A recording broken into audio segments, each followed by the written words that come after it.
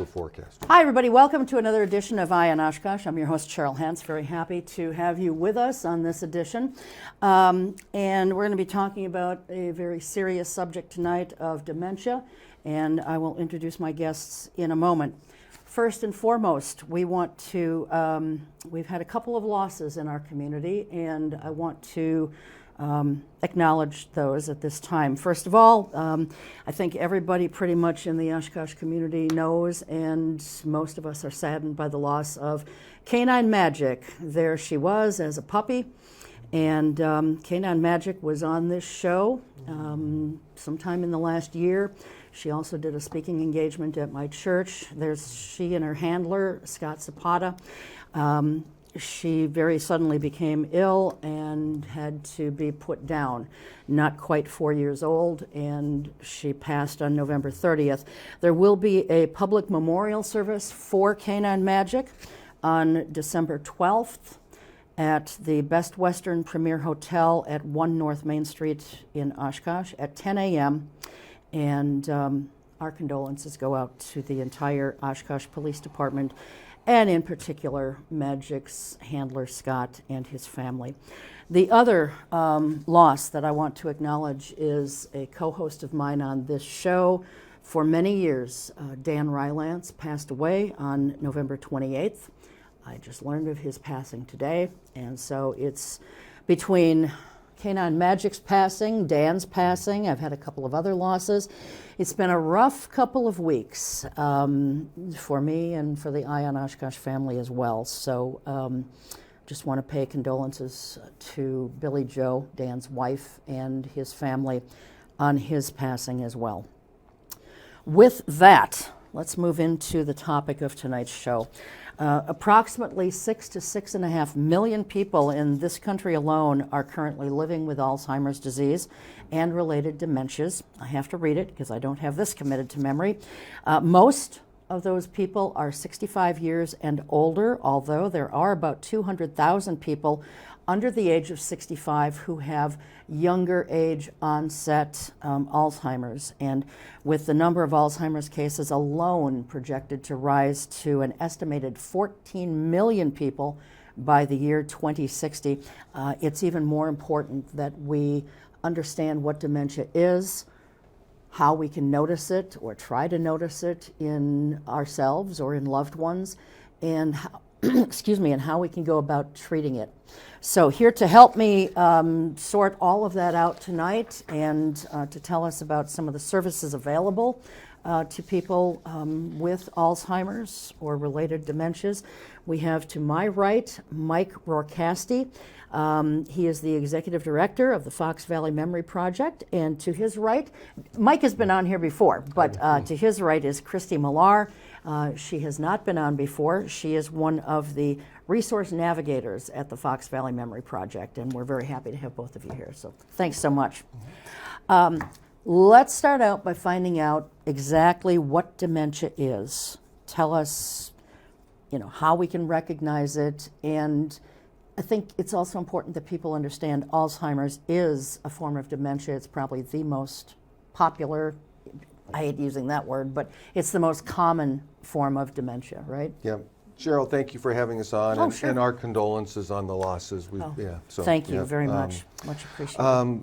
Yes, Alzheimer's is the most common type of dementia. There's other types of dementia. There's frontal temporal, there's vascular dementia, there's Lewy body dementia, but Alzheimer's is the most common. Most of them start with short-term memory loss. You don't remember things that you just did. But that's also sort of part of normal aging too. So it's important to know that there are some differences. If it is something to be concerned about, if it is a type of dementia, it eventually starts to affect like problem-solving skills. So, for example, you might be driving someplace up into Appleton and you go by the exit because you weren't thinking, and you know how to navigate and get back. Well, if you didn't know how to do that and you've done it for years, or if I tried to go home tonight and didn't know how to get to my home that I've lived in 30 years, that would be a concern. So I still remembered how to drive, but I did not know how to navigate home. So those are just some sort of quick examples, but Alzheimer's is the most common form. Kristy, would you like to add anything to that? Sure, I think for some of the other warning signs you might see would be kind of trouble with word finding. So if you're really struggling with trying to communicate with others through words, that's a good sign that something might be happening. It could also be problem solving, thinking outside the box, even doing some of those everyday activities that you're used to doing. Those can be more challenging as well as dementia progresses. When you talk about thinking outside of the box, a lot of people don't really think outside of the box in general. So how significant would that be? I mean, if they don't think outside of the box anyway. Yeah, I think if you're not able to really solve problems that you would have been able to. Okay, Gotcha. so it's that being able to solve the problems that you might come across every day or every week, and you know, that's where the struggle would be. Okay. If somebody paid their bills, for 30 years, then all of a sudden just didn't know what to do. Or if somebody loved to do cooking all the time, and then Christmas dinner coming up, and all of a sudden just says, I can't do it. That would be a potential warning sign, because then they are unable to kind of figure out what they did in the past. Right. Okay. All right. And as we kind of already addressed, Alzheimer's is the most common form of dementia. And you mentioned some of the other kinds, and maybe we can touch on those a little bit later. But where do either Alzheimer's or dementia as a whole rank on the list of causes of death for people in the United States? And would it also be ranked that way in other countries? I'm assuming not in other countries, the same ranking, right? No, probably not. I don't know definitively. So the last I looked, it's like in the middle. It's like the 5th or 6th leading cause of death. It is, I think, outside of, unfortunately, suicides, some accidents. It's actually only one of the few top 10 causes of death that continues to increase. More people are dying of Alzheimer's and other dementias every year. It's increasing, partially because we are living longer. Age continues to be the biggest risk factor. There are other risk factors too, but age is, so as we all live longer, we're not passing away from heart attacks as much. We're not passing away from car accidents because cars are so much safer than they used to be. But that age and then certain other risk factors enters into that. And that's also primarily why more people are going to develop some form of dementia, because there still is no cure. And it seems like we're still there's been some recent, I won't say breakthroughs, maybe some light, but not definitive that it's going to cure it. The only thing that these new drugs are doing is potentially slowing it down a little bit, making the quality of life better, which is still important, but it's not necessarily curing the disease. When you talk about drugs that are slowing things down, are we talking about prescription drugs, or are we talking about the over-the-counter stuff that we see advertised on TV a lot? Things like Prevagen, or I can't think of what the others are, and we're not promoting those, by the way. That's just the only one that can come to my mind right now. These are prescription drugs, and these are all been only approved for FDA approved in probably the last 12 to 15, 16 months, I would say. Right. Oh, real recent. Oh, yeah. These are real recent breakthroughs. And there's several key things. One is they have to be administered in early stage. If it's too far progressed, the disease has moved too far, they're not going to work at all.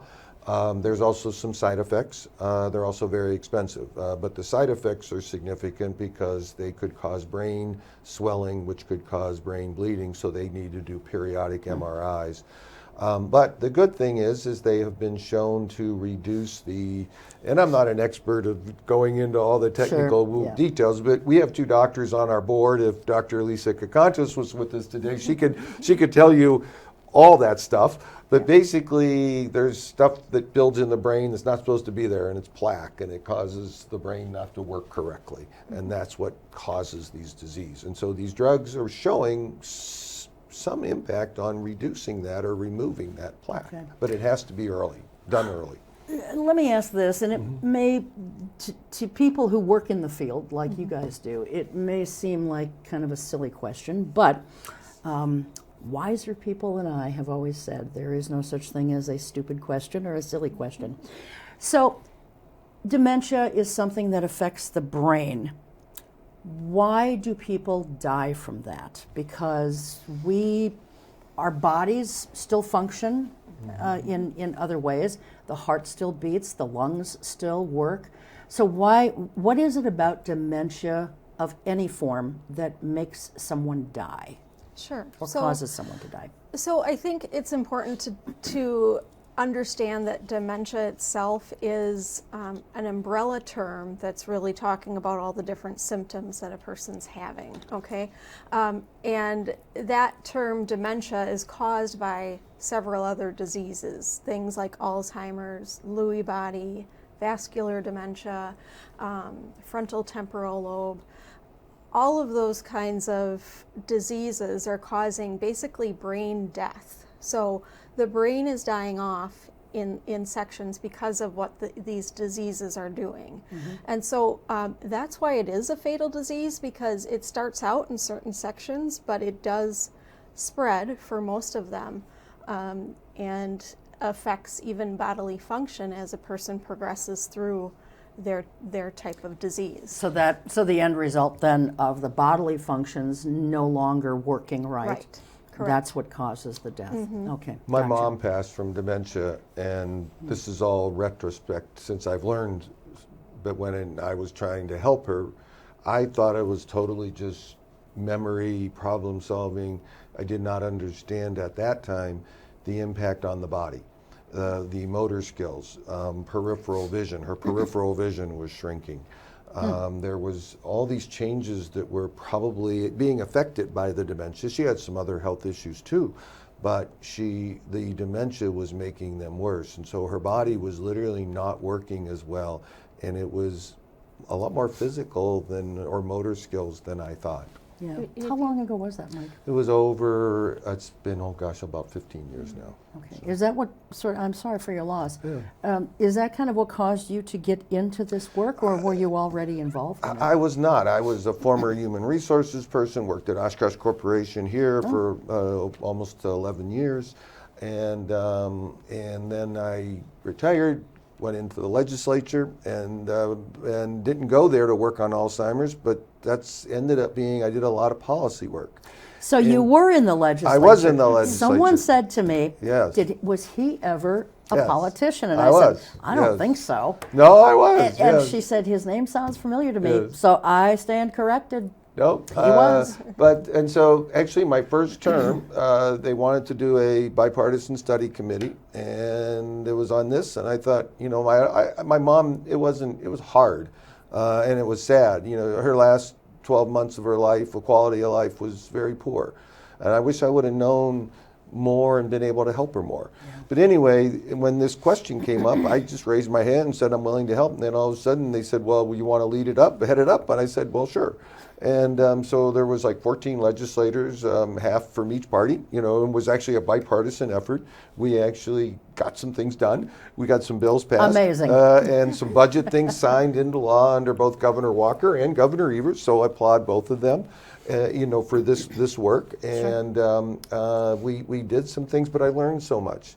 And I learned that my mom was going through some physical issues, which was probably just exasperating her frustration at her lack of remembering things, and her lack of not being able to just know how to safely turn the stove on and boil some water for some tea. She literally put a book on a lit burner and almost set the apartment building on fire. Anyway, wow. So it just, because it was sad, but anyway, that's how I got into it. Sorry that I get a little emotional. No. Yeah, That's quite all right. I think it's good, though, to hear stories like that, to have a better understanding of A, why you do what you do, and B, what kinds of individual experiences people are going through. Sure. Because everybody's journey with dementia is different. They may have some similarities, but every single one is different to a certain degree.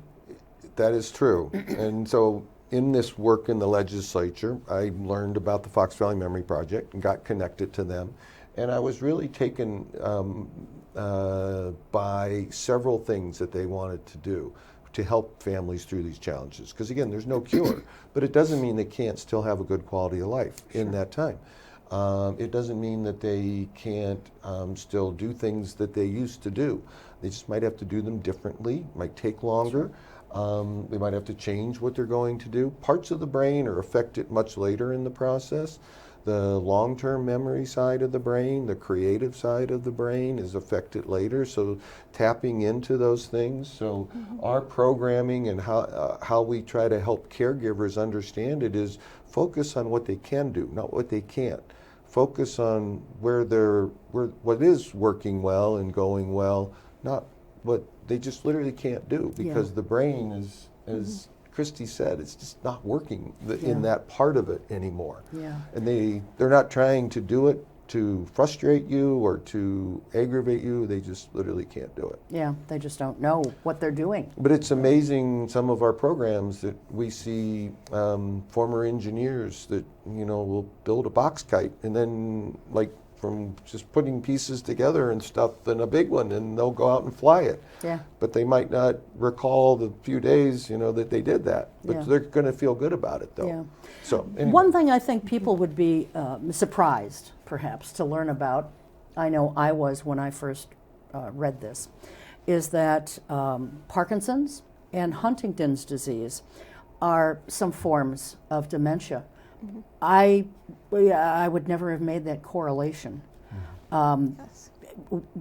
I guess, I don't really know how to phrase the question, but why don't we talk a little bit, and if you want to take this one, Kristy, that's fine, or if you want to pass it on to Mike here. She's going to be able to answer that. But why is it that those two things are, because normally those are considered, physical types of ailments, if you will.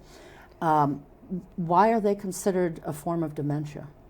So not everybody that has Parkinson's will develop Parkinson's-like dementia, but they're at higher risk. They can. And really, Parkinson's is more of a neurological disease. If you think of your brain as like your body's computer, it regulates everything. So when there is a disease like Parkinson's disease or Huntington's disease, there are scans and things that doctors can actually see what's going on in a person's brain when they have that disease. So although we think of the physical symptoms primarily when we think of Parkinson's or Huntington's, it very much does affect the brain. Okay. And so a person can develop dementia if they have Parkinson's or Huntington's disease. Okay. All right. Well, one of the things that we wanted to talk about tonight for sure was, since you were here last, and Mike, you were here almost a year ago. It was 11 months and maybe a few days. it was cold, too. It was cold then, too, although today was pretty unseasonably But today warm. today was pretty nice, actually. Yeah, we're taping this on the 7th of December, and it was pretty unseasonably warm today. Yes. But it was cold when you were here last time.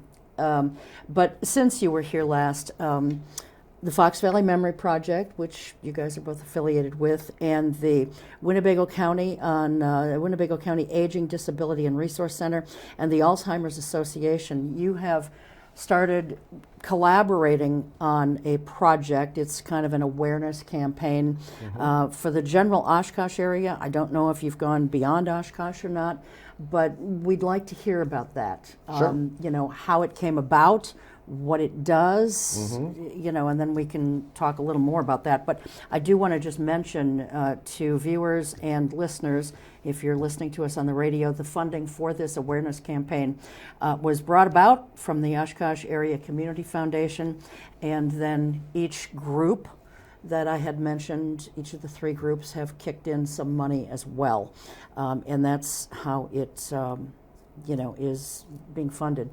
So take it away, guys. What is the campaign? What Sure. did it seek to do? How did it start? Tell us all about that. Sure. So there's a particular gentleman. He had a fund at the community foundation, Oshkosh Community Foundation, and it was an awareness campaign. He actually used to be on the board of Fox Valley Memory Project and worked on the ADRC, or worked with the ADRC and the Alzheimer's Association. And he saw how challenging the disease was, and he wanted this fund to help improve people's awareness of the disease, to understand it better, to get help for it earlier in the process, ideally, and to capitalize on all the resources that do exist. And there are a number of resources in the community. So again, trying to make what is unfortunately a disease that doesn't have a cure, but to make that quality of life still positive, help those families through the challenges. Equally important, help the caregivers. So it was a lot about education and awareness. They came to us and said, would you be willing to, meaning the Fox Valley Memory Project, to coordinate this? And I said, sure, that would be great. Because we had just started doing programs in Oshkosh a little before.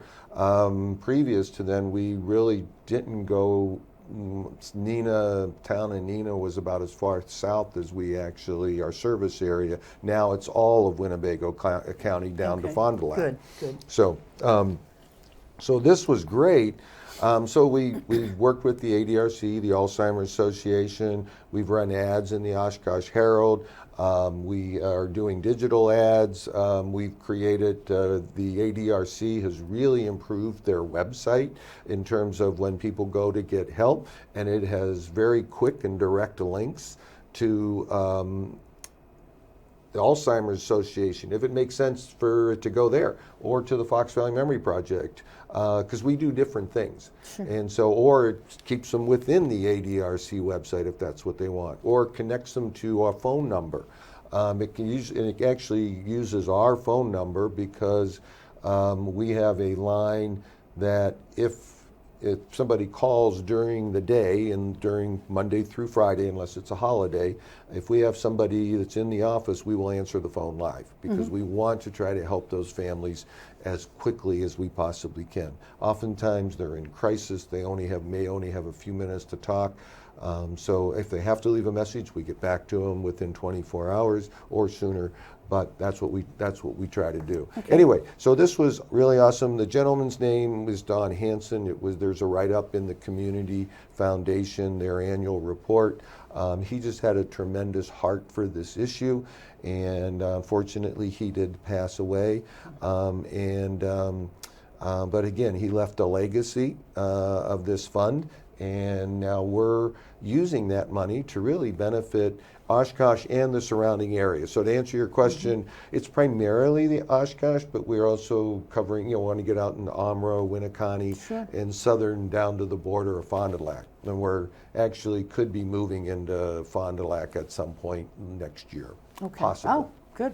So what does the campaign do? You've got a bunch of resources here. Sure. And I'm assuming that they are they part of this campaign? Or are they here for some, okay, they're here for some other reasons. This is All right. just part of what Okay. what either we Okay. do or the Alzheimer's Association does or the ADRCs do. So Okay. we really, the campaign is to get people to know that we exist, whether it's us, the Alzheimer's Association, the ADRC, Gotcha. to contact us, figure out what's there, and hopefully we get people who are more early stage, because the earlier that they understand that maybe there's an issue with either themselves or a loved one, it will help to start to educate yourself, and that's where some of these materials come in. Sure. We have lots of educational materials on what dementia is, on how to be a great caregiver.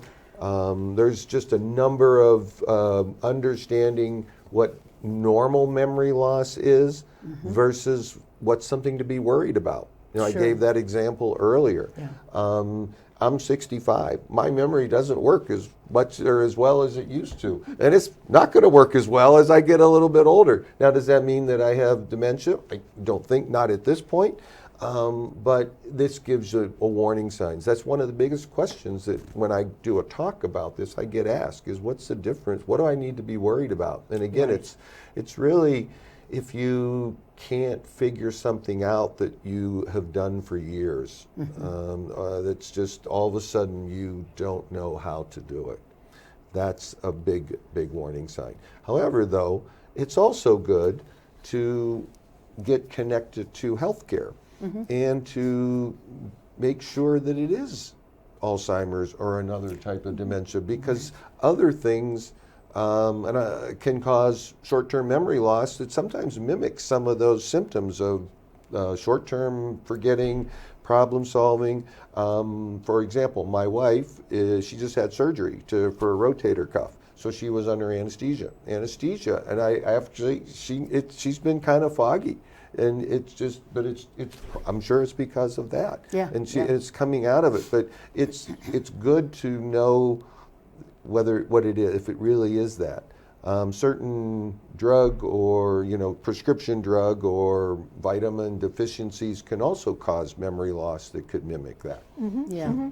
Right, there's lots of different health issues that can cause either short-term memory loss or confusion, and so getting a medical workup is really important. Staying connected with your doctor, making sure you have those annual physicals, keeping on top of some of the more major health concerns like heart issues, diabetes, if you've got history of stroke, any of those, really keep an eye on those and keep in contact with your doctor on that, because those are some of the diseases as well that can lead to dementia later in life. And a little bit of what Mike was talking about, you can have just a regular health crisis and have delirium, and that can be solved, and then you're back to normal again. Yeah. With dementia, there's no going back to right. That baseline. Do you guys, and I don't know if you can answer this or not, but do you find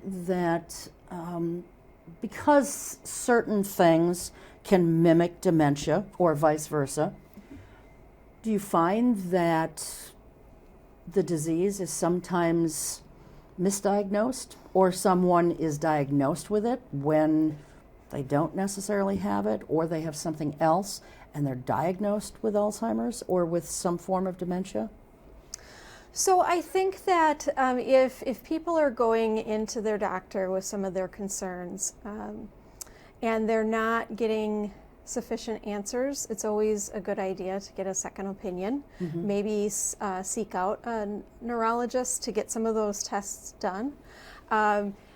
Can people be misdiagnosed? I'm sure they probably could. There's certain dementias out there that can mimic others, and sometimes, like for instance, sometimes Lewy body dementia can look similar to Alzheimer's, except for the medications that a person would be on to help with Alzheimer's actually make the symptoms of Lewy body worse. So sometimes it's a little bit of trying to figure out what's going on, and so it's always good to get that second opinion, get some really good tests done. MRIs are out there, different types of tests are out there to really help narrow it down. Okay. You've mentioned it a couple of times. What is Lewy body dementia? How does it look? So it might look similar to Alzheimer's, except for the way that the different tangles affect the brain is going to be a little bit different. The way it spreads might be a little bit different. But I think one of the main symptoms that I've seen with working with people with both types of dementia is that with Lewy body, you typically have hallucinations that are much more maybe fear-inducing than maybe somebody with Alzheimer's. They also tend to happen sooner in the disease process for Lewy body, and it might be, hallucinations of people in your home, animals. Whereas later stage Alzheimer's, you may still have that, but this is earlier stage in Lewy body. Lewy body also has that Parkinson's type connection to it where you have some of the physical aspects. Sure. So there may be more of a shuffle when you're walking. You may have days where you're physically able to do things and you're alert. And then you may have other days where you're almost in that catatonic state where you're not moving a lot, you're sleeping a lot, having more hallucinations. So it looks different than Alzheimer's. I can see where some of this could become kind of confusing to people because as I'm hearing you talk, I remember, gosh, I don't think I've seen this commercial in a year or more, but at one time I saw a TV commercial where they were talking specifically about people with Parkinson's disease and showing how people with Parkinson's have, in some cases, hallucinations too. And they actually showed I don't know how they do it with film, but they've got a way of doing it. They showed a person hallucinating. And so I can see where some of these things could get very confusing and perhaps misdiagnosed, but more importantly, we may, if we see a loved one or we see something within ourselves, we may think, well, it's this or it's that. Even more reason to visit a doctor and get things checked out, right? Sure. Exactly. Yes. It's I think it's very important to do that, and if they want to get a second opinion, a neurologist there's a number of neurologists in the greater Fox Valley area, including Oshkosh down here. Most of the major health providers have those that can do those diagnostic tests. And brain scans are some of the most conclusive ones. They do spinal tap tests and they're working on blood, but those are still probably they're not as prevalent as the MRI scans at this point. Well, let me throw a question out here. I don't know if you guys can answer it or not because it really kind of focuses more on insurance coverage than anything else. But one of the things I hear frequently from folks is, I should probably get a second opinion, but my insurance doesn't cover it. Or to get a second opinion, I'd have to go out of network, and for sure I'm not going to have any coverage. And let's face it, specialists like a neurologist, they can be very pricey. And so I think sometimes, probably more often than not, I think a lot of people are shying away from second opinions or specialists like a neurologist because of the money involved.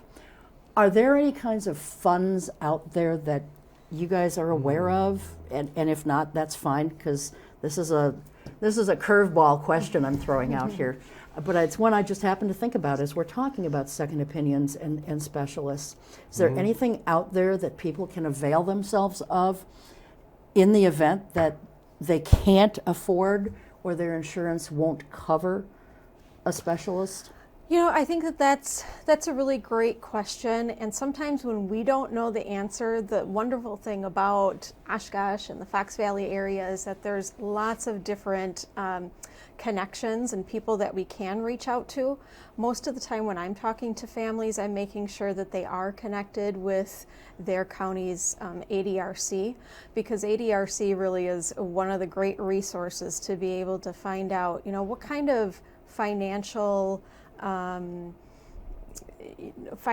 help is there out there for people that might be struggling with that and want to get further testing. Are there grants out there? Are there other resources that can help them? And so I think that's what's been great about working within the community, is being able to reach out to other community members and say, hey, what's out there for our That's the ADRC, they do have, that's one of the big things, that's what they help us with, because they know the different ways to help people from a financial standpoint, or healthcare coverage. But it's a good point though. One thing though that I would mention, and maybe Kristy could talk about MemoryLink and what she does, is that we don't need to have a diagnosis to help families.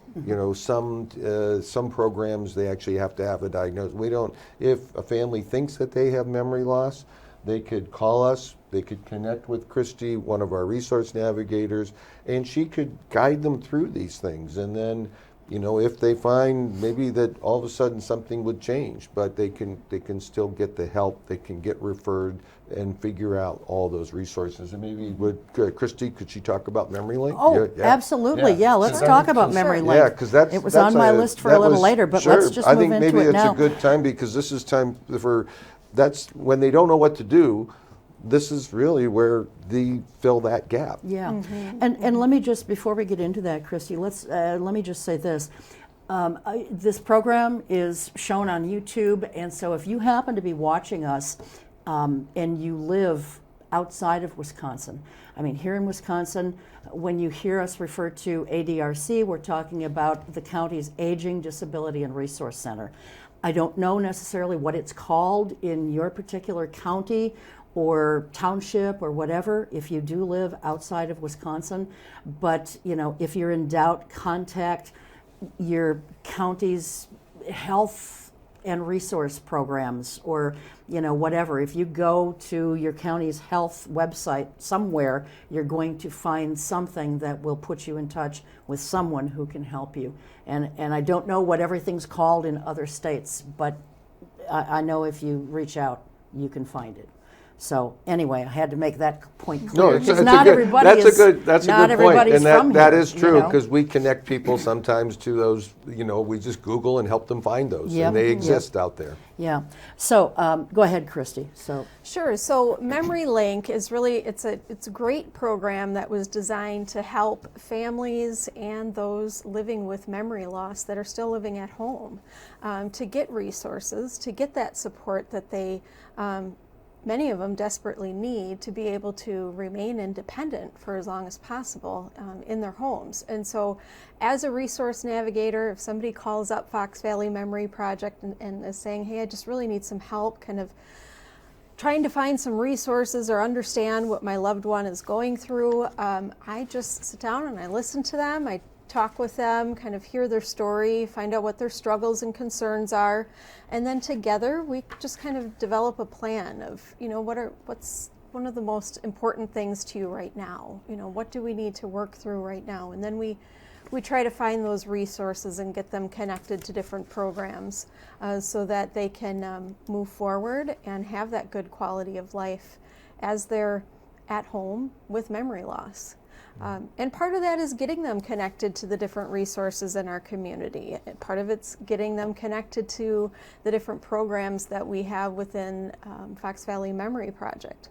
But it's over the last 1.5 to 2 years now, I've really seen lots of families that have participated in this say, you know what, because we're doing this, because we're connected with Fox Valley Memory Project, we're able to stay home.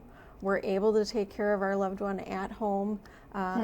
They're coming out of their shell and doing the things that they like to do again, and finding that sense of self-worth again that so often can be kind of robbed from them when they have memory loss. Well, that's wonderful. And I was just noticing on my notes here when I looked up Memory Link in preparation for this show, people can access Memory Link, not just in Winnebago County, correct? It's Outagamie County, Calumet County, and Wapaka counties as well. Correct. That is so correct. They would still contact Fox Valley Memory Project then? Okay, and we are putting that address, your website address up on the screen periodically throughout the show. But if you are listening to us on the radio, I will just say that the website address is foxvalleymemoryproject.org. So a really simple website address, foxvalleymemoryproject.org. So talk a little bit more. I've got all kinds of notes here on what Memory Link does, what folks like yourself do as a resource navigator. And a lot of this comes from federal grant funding, is that correct? Yes. We were a recipient of an ACL grant, and so along with just being very well supported throughout community donors as well. But yes, we did receive an ACL grant. Administration for Community Living. It's Health and Human Services federal grant. It's a non-renewable grant though, so it's actually ending in 2024. But we have to replace those funds, and we're working and having very good success, as Kristy mentions, and I'll let her. But it's so from a caseload, we have two, one, Kristy and Sarah, that are full-time resource navigators. Each of them is working with about 65 families, and they've worked with more since it started, but that's what she's working with. Each of them are working with right now, and so we're adding another part-time navigator. He's doing some other work for us, but he's going to take on new caseload because it's become demanding. But I think, tell them some of the stories, or even like how a home visit goes, because they can do home visits too. Okay, let's so I can meet with somebody in their home if they feel comfortable with that. I just come in, chat with them, talk to them about any of the concerns that they're having. I can also do kind of a safety assessment, kind of look for the things that might be safety concerns in the home, whether that's fall risks or just trying to safe-proof the house for them. And so we talk about some of those issues. We also get them connected to other resources in the community that can help install grab bars in the bathroom or the shower area, or going down the stairs, just to help prevent some of those falls that might happen. But sometimes, I can be there for a half an hour to an hour, however long they're comfortable with just sharing their story with me. Really, it's pretty informal. I want it to feel like a friend-to-friend conversation where they can just open up and tell me what's going on and where they need assistance. Some of it's just phone calls, talking about a little bit about dementia awareness and a little bit about education. Once family caregivers are educated on what's going on, they're able to handle the changes and challenges that come up a little bit better. We can get them connected to support groups that we run as well. And so we found lots of success with people really developing a sense of family and community within Fox Valley Memory Project. Because although everybody's journey is different, there's some similarities too. Just that knowing that they're not alone in this journey, and being able to... I think that's a big one. Right. Being able to just talk about the struggles and know that there's support and there's help, and they don't have to go that journey alone. Now, when you say you do go out to someone's home, Kristy, because this is available to folks in counties other than just Winnebago County, do you then also go out to other counties, or do you? Okay, you do. Yes. So you go to those all four counties. Okay. All right. Excellent. Well, I think that that's a really important piece of this whole thing, is that people feel like they've got someone to talk to, and you come across as being a very easy, kind person to talk to. And I can see that someone, at least I would hope that someone would feel that they could open up to you, because you're there to help them, after all.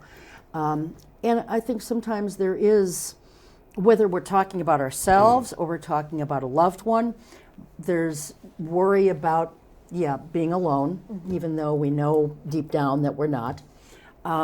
There's a bit of embarrassment maybe associated with it as well. I can imagine that there's all kinds of a whole realm of feelings and worries that are associated with this. And, part of what you do, I'm assuming, is to sort of relieve them of those worries and concerns and help them sort of find their way through the dark caverns of dementia. Right. It's really being that friend that's going to walk alongside with them and let them know that, yes, this is hard. It is hard. And it's okay to feel frustrated sometimes. And I try to make them understand that there's no shame in this. This is having dementia is really it's a disease of the brain, and so we wouldn't carry a lot of shame with us when we're talking about heart disease, So we can let go of the embarrassment when we're talking about dementia too. And so just kind of taking that journey with them. One of the things that's great about this is that there's no end period really. You can continue in Memory Link for as long as you find it useful. So, And it's Memory Link is at no cost to the participant or the person using it, Right. correct? Right. Okay. That is correct, and even when the federal grant is gone, the intention is not to charge for it, because Okay. we feel that strongly, and we are actually getting really good support and help with healthcare organizations, because they see a value in what we do, Sure. because they can diagnose, they can help with other health issues, they can prescribe certain drugs, but they can't do what Kristy, they can't help them through Right. some of these day-to-day things. Yeah, They absolutely. can't help them know how to make their home safer, maybe putting an alarm on the door if the person wants to wander, that could be a risk because they might not know how to get home. They can't help them with that. We can. We can actually pay for those kinds of things if they can't afford them, because we've got some funding and we'll continue that funding. Is that funding, I'm sorry to interrupt, is that funding separate from the ACL grant that's expiring at the end of 24? No, but we'll figure out I'm already figuring out ways to replace that Okay. funding. It's not as high, it's a manageable expense, and it's worth it though, because again, it's helping improve safety and keeping them in their homes longer. That's better quality of life for the family. We have several doctors on our board, and everybody on our board, and it works with us in some way. Our goal is to try to help them live at home as long as they possibly can, safely and having a good quality of life. Now, sometimes they can't, and they the best thing is to find that right long-term care community to move their loved one to, and we help them through that process. That's a very challenging process too. It's a challenging process, and I'm imagining that part of that challenge is paying for something like that. I mean, assisted living facilities or any kind of outside facility that someone needs to go to, it's expensive.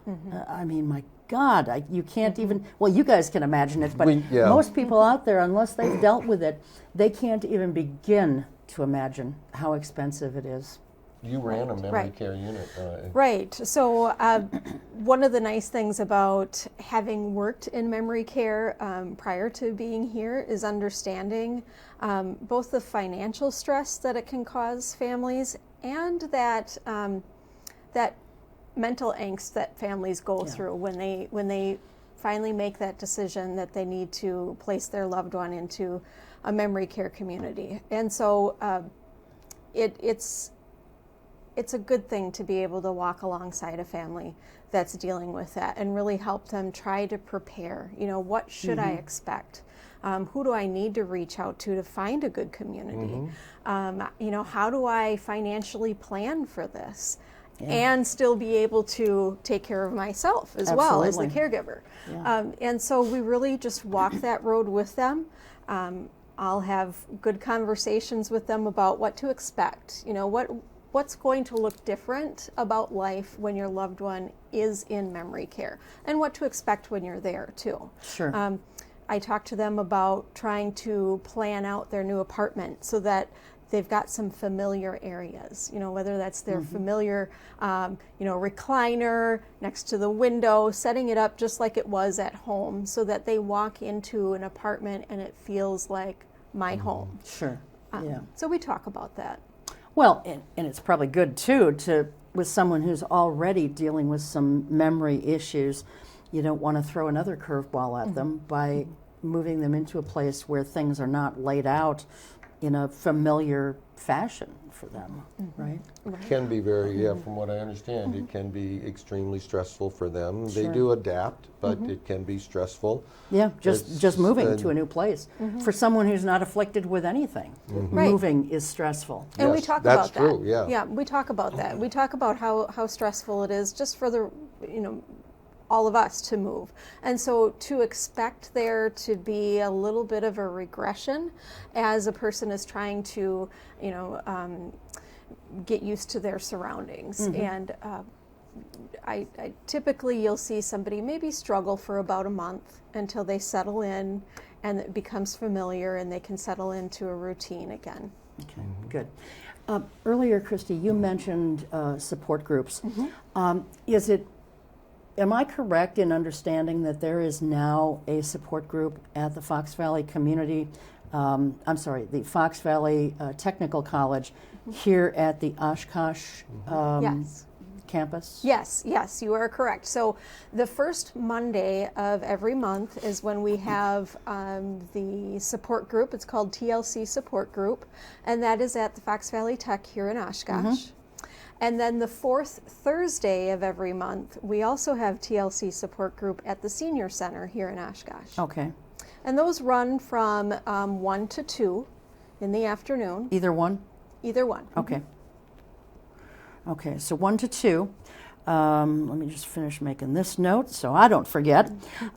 So the first Monday of every month from 1 to 2 at the Fox Valley Technical College at the Oshkosh campus, and then the fourth Thursday of every month from 1 to 2 at the Oshkosh Senior Center. Yes.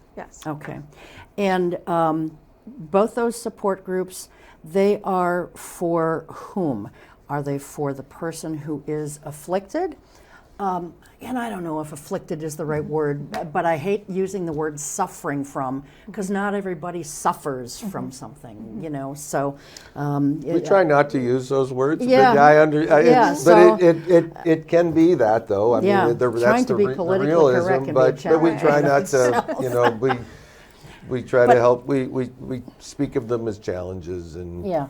and So these support groups, are they for the patient who's been diagnosed? Are they for the family members? Are they for strictly the caregivers, or all of the above? They're typically geared towards people that are caring for a loved one with memory loss. Most of the time, the people that are attending are family caregivers. Could be a spouse or an adult child that's taking care of a parent with memory loss. Occasionally, we'll have somebody pop in that has early stage memory loss themselves, but it really is geared towards the caregiver to give that support to the caregiver. Okay. And we run those classes we do MindWorks classes at both those days. All right. Tell us about each week. MindWorks. So MindWorks is a facilitated weekly 2 classes a week, Monday and Thursday in here at Oshkosh. The Monday one is at the Technical College. And the Thursday class is at the Oshkosh Senior Center, which they're both great partners, and so they support us with space and advertising to people. So they've been awesome to work with. It's a 3-hour class from 11 to 2 p.m. Lunch is included, we facilitate it. We have trained facilitators. They use recreational therapy activities or concepts that we bring in. It's focused on physical, mental, social interaction, and just getting to know each other. You guys did a marvelous art project. Why don't you tell them about the art project? It was really cool. So we did a 4-piece, rather large art project, and it was meant for our Living Life fundraiser. And what was really interesting about this is that the participants that did this had told me, "Oh, I cannot paint. I can't paint. I'm an engineer. I don't paint. I'm not. And so we really worked together to create this beautiful Tree of Life painting. And they were so proud of it. It was a beautiful piece. And each of their personalities came out.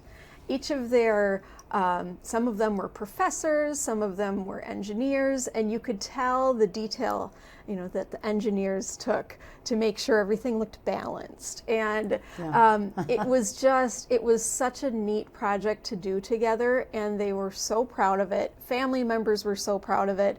And now we get to tell each other that, now we're professional artists because, I mean, it went. They It went for actually- good, It a went good for I think purpose, too. $1,600 at Wow. a live auction, and they actually were there. We invited them and their families to come, and they actually came up and presented. And it was 4 different pieces. So I don't know what you call that. I'm not, but like a 4 different canvases. canvases. Okay, and from the seasons, the 4 different seasons and seasons of life. So they can be represented individually, or Sure. they can be represented panel next to Correct. panel Right. as Yes. one sort of ensemble But piece. and that's an example of focusing on something that they can do and getting them to work together.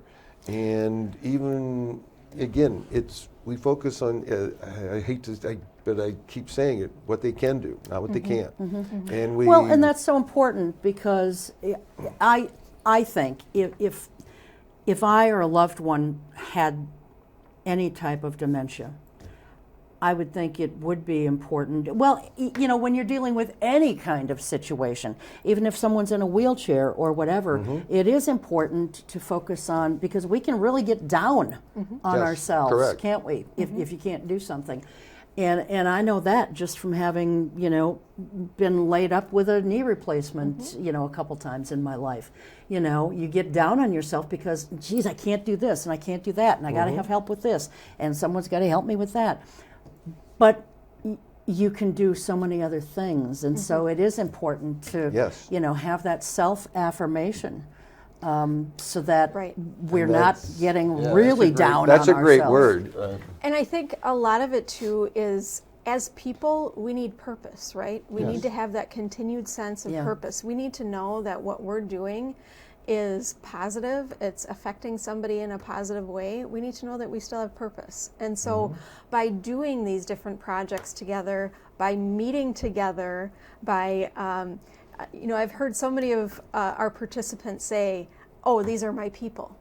Yeah. Okay, they may not remember their name, but they remember the face. Yes. They remember that they belong there. Yeah. And so that's Yeah. really what we want to create, is this sense of community, this sense of purpose, that you still have purpose. You still are able to do so much. You still are able to bring joy to people around you and Yeah. to yourself. And so it's really providing those opportunities for somebody to connect socially, somebody to connect with other people, Yeah. and have a good purpose behind it. Yeah, having that purpose is important. I'm thinking about myself.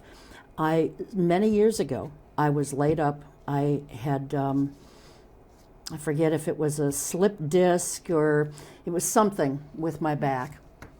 And I could barely move. I was laid up in bed. And it came upon a Thursday night to tape the show. And the gentleman who I mentioned earlier, who has recently passed, my co-host at the time, Dan Rylance, he was here in the studio, and I did not want to miss a show because I really love what I do here. Yes. And I feel this is a calling of mine. This is a purpose that I serve in life. So I was laid up in bed. They didn't have a camera. They didn't bring a camera into my bedroom, but they hooked me up via phone. And when I was talking, they just brought a picture of me up on the screen and said via phone or whatever. I don't remember. It was many years ago, but I was at least able to still do the show, even though I couldn't do it the way I normally would be here doing it. And so it is important to be able to still do what you love to do and what you can do, One of the biggest recommendations of healthcare world about if people have Alzheimer's or dementia is to stay physically, mentally, and socially active. And a lot of it has to do with what you just said, and that to have purpose, to feel good about what you're doing, to have friendships. Oftentimes families will stop doing things. They'll stay at home because they're embarrassed or they're worried about where to go or is something going to happen. But that's the worst thing for them to do. They need to stay active and engaged in the community, and that's how Kristy helps. As you can see, she's amazing. All right, great. Thank you both so much for being here. I appreciate it very much. And we're going to have you back again because I think that it's something that we can't talk enough about. So thank you. Thank you. Just in wrapping up here, again, If folks in the community want to go to the memorial service for Canine Magic, it is again at 10 a.m. on the 12th of December at the Best Western Premier Hotel, 1 North Main Street in Oshkosh. Also, we are in need of volunteers on this show, so if you are wanting to give a few hours of your month, that would be great. No training is necessary. We'd be happy to have you. So just contact us at ionoshkosh@gmail.com or 920-209-7387. Thank you, and we will see you next time. Keep your eye on us. We've got our eye on Oshkosh.